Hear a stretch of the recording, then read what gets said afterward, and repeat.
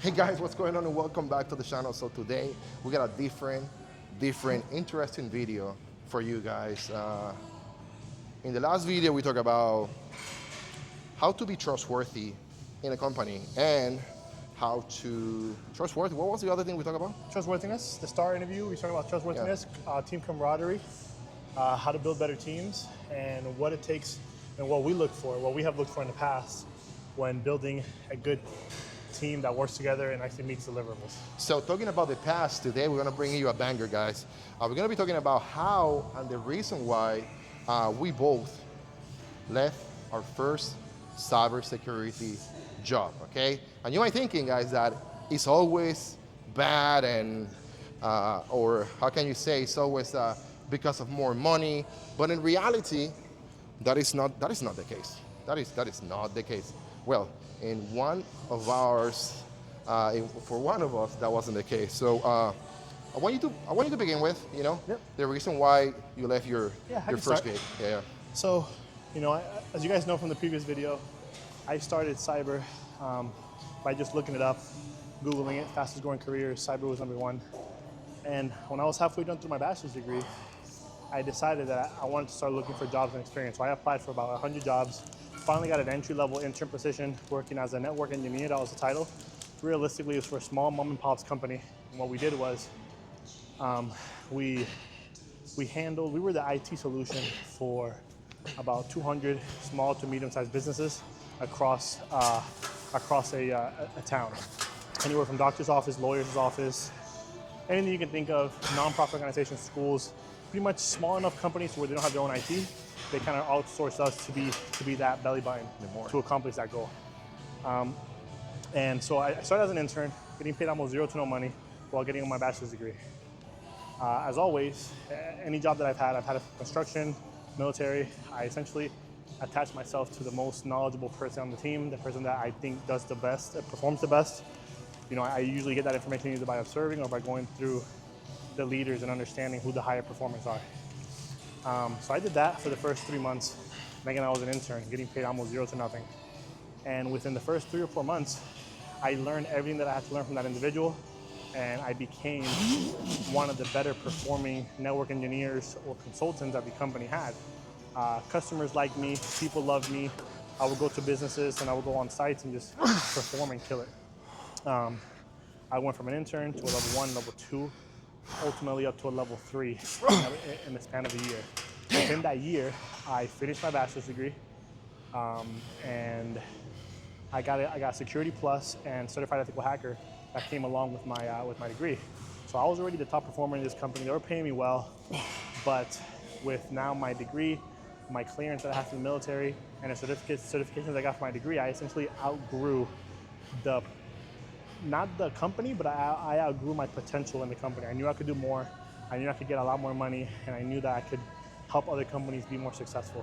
So I started applying for other jobs, and within, I believe it was a month time, I got a call back from a big government contractor, essentially offering me a job, doubling my salary at the time, which was, I was 20-something years old. It was a wonderful opportunity. I couldn't have said yes quicker.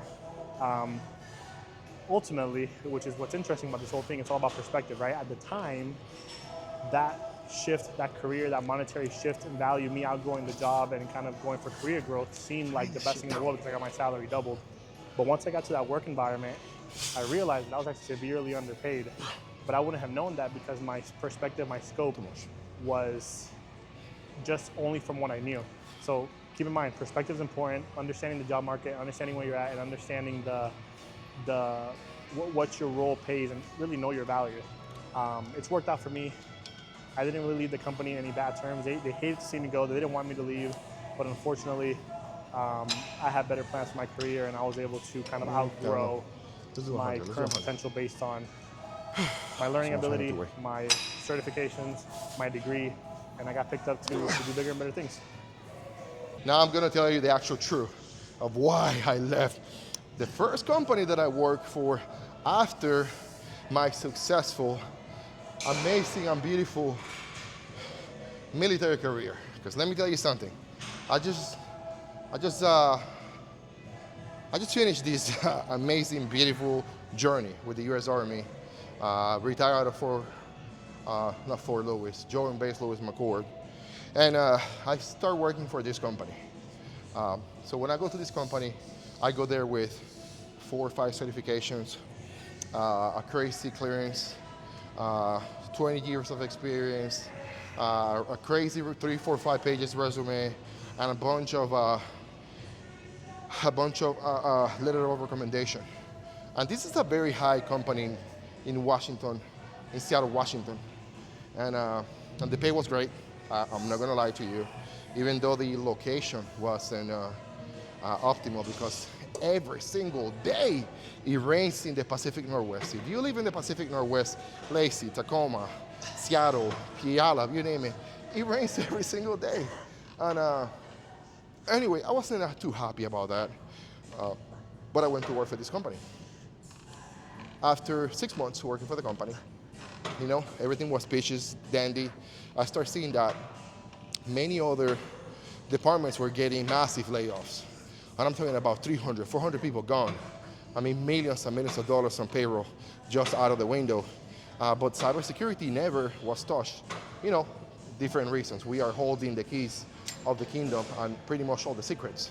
So cybersecurity got a call. Hey, we need to send away 10 people.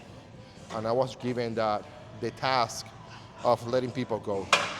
And when I received that task, I was given the task. I am a senior manager.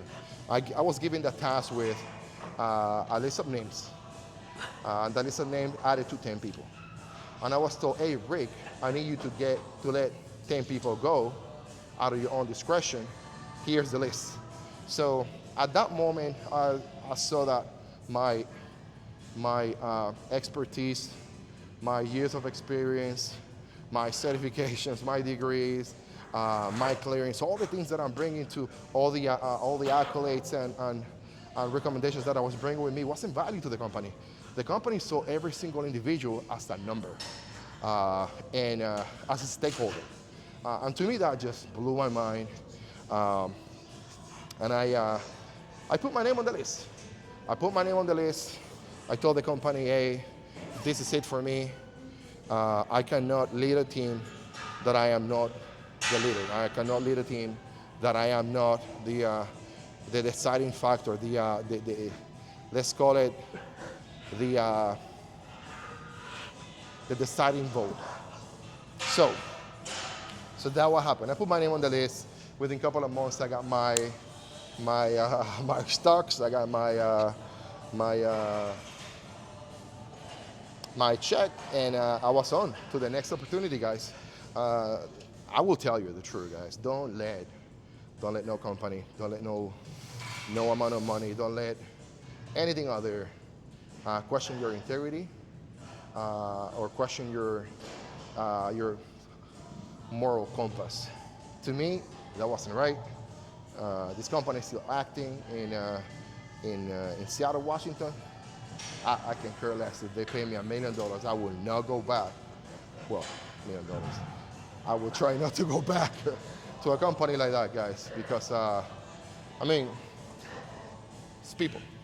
It's people, and we need to protect our team members. We need to protect each other out there. And I let them know, hey, guys, this was happening. 10 of you guys are going out. The list was given to me.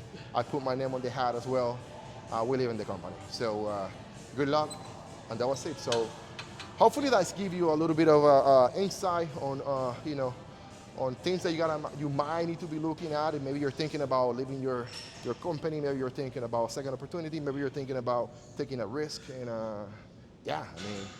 life is about taking risk. So some will make it, some might not, but totally up to you. Anyway, guys, anything else? That's all I got. That's it. Like the video, share the video, comment on the video, subscribe to the channel. Bye.